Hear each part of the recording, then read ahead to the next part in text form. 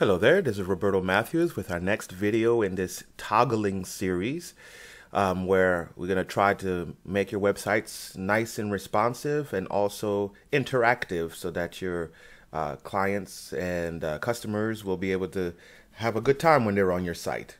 So let's talk about making the same Lightroom. The previous video was about making a Lightbox area for your photos, and we're going to do the same thing with our videos. So here's the setup. We have our video here, our iframe from YouTube. We have 3 videos that we're going to work on, and basically if you're not familiar on how to make your YouTube videos responsive, we're going to work on that also. So the first part is to have your video from YouTube, the sharing of the embed code, and then we're going to wrap that in a video div that will allow me to make it responsive, and then in that we're going to put the video in a sizer which will allow me to restrict how big the video is so that when we do make it responsive it's not too huge.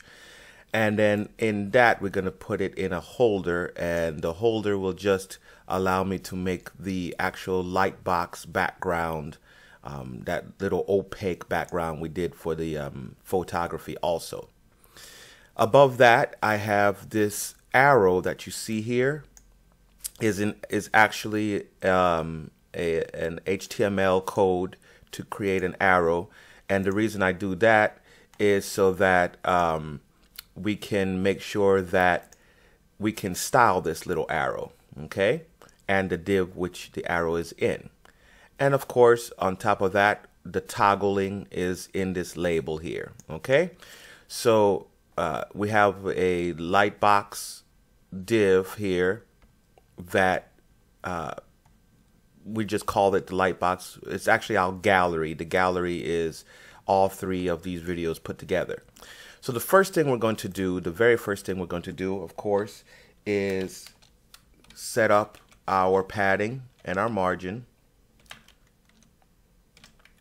Oops, yeah.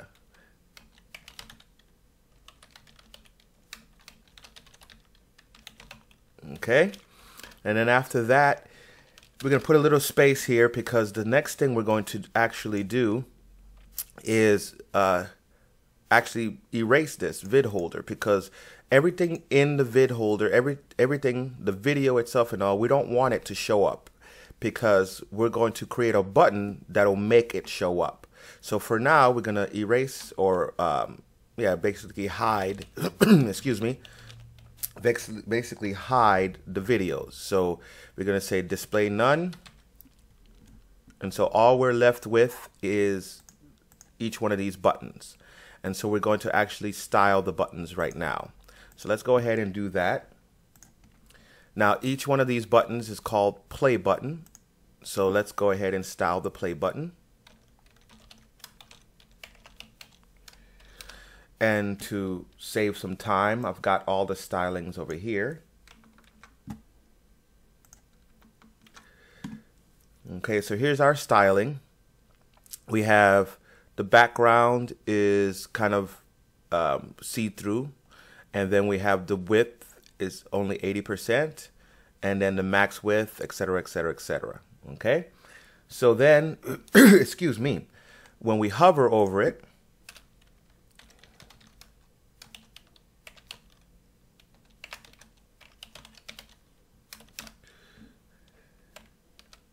we're going to make the background red.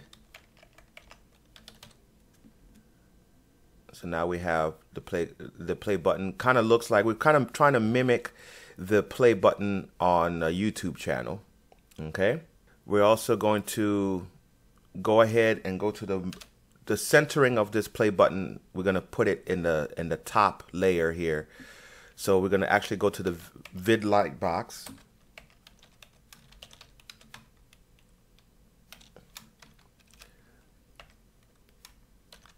And make the text align center. That way everything is centered. Okay, so now we have what we're looking for. I couldn't find a wider arrow, so there's other ways to make this arrow wider, or perhaps there's you can make the shape yourself and all. I'll let you go ahead and do that. If there's anybody who has a question on how to make this arrow a little wider so it can actually look like a play button, let me know and I'll go get working on that. Of course, the next thing we're going to do is we're going to take our input and say display none. So now we have just these three boxes here. And then each container, each label, each container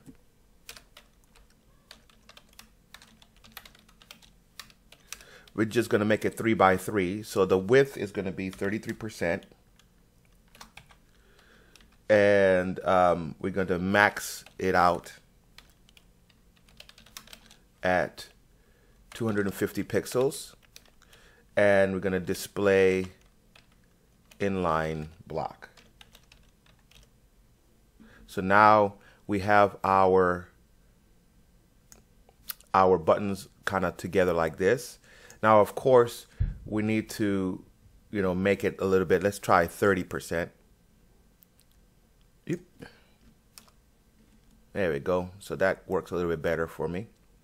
And of course, our vid lightbox and our vid container, we can, set it up to where it's not so wide, or, it's really up to you how wide you want to make it. So let's actually do that. Let's do max width 600 or 500 pixels.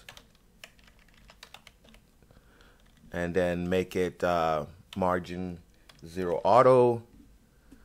And actually give it a little bit more padding here. Okay, so now we have our 3 buttons nicely centered. Okay, excuse me. So now that we have our buttons set up, we're also going to make it kind of hover here. So the play button, let's make sure that the play button cursor pointer, that way we all know that we can hover over it. Okay, so right now nothing is happening. We have it selected, but nothing is happening. Okay, so now that we have all of this set up, the next thing is to figure out what we're going to do when we have it, when we click on it. So now that we know how we're going to get everything clicked, let's go ahead and paste in the first part. So we have our vid container, our input. Oops.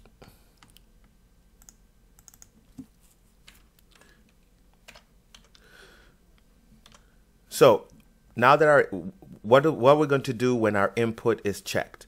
So when our input is checked, our vid holder, which encases everything here, is going to be displayed block, position fixed, left top, and background. So there is our background here. When we click on it, it goes away. Here it is, the next video, and here's the next video.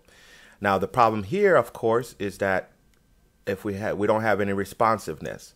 So the responsiveness comes from the sizer, the background, and the iframe itself. So let me show you, just in case you're not familiar with how making your YouTube videos responsive works. So the first thing we're going to do is make the vid iframe, copy. The first thing we're going to do is the background, the iframe that's in the background here, we're going to give it a width of 100% and a height of 100%, position it absolute, okay? So now we have 100% the video, okay? So with that in mind, we're going to go above it a little bit and go to the vid background.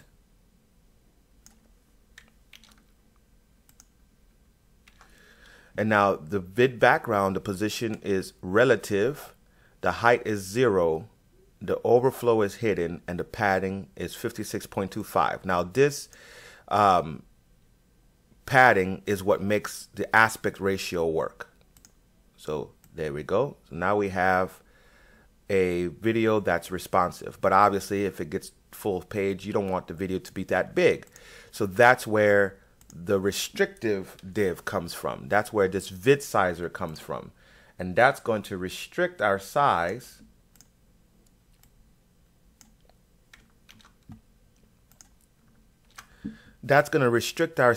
to 600 pixels. So as we get bigger, it's not going to be too big. So of course you can make it as big as you want. I made the width 90% of the picture, so that of the screen, so that we can have a little padding around it. Of course you can make this 95% instead and make it a little bit bigger so that you have a little less padding. But our max width is 600 pixels, and this is what centers everything. Okay, so there we have it. Now I will give you a caveat. The only problem is that once I start playing the video, if I click away, the video continues playing. So you have to make sure that the video stops playing before you actually, make it happen. So I have better videos on how to make a video gallery, but if you wanted a Lightbox video gallery, this is the way to do it. So our next video is going to be on how to make some navigation bars that can slide out. Okay, so once again, if you like this tutorial series, don't forget to like it and subscribe so you can stay abreast of this series and make your websites very responsive and very interactive. Have a beautiful day. Thank you.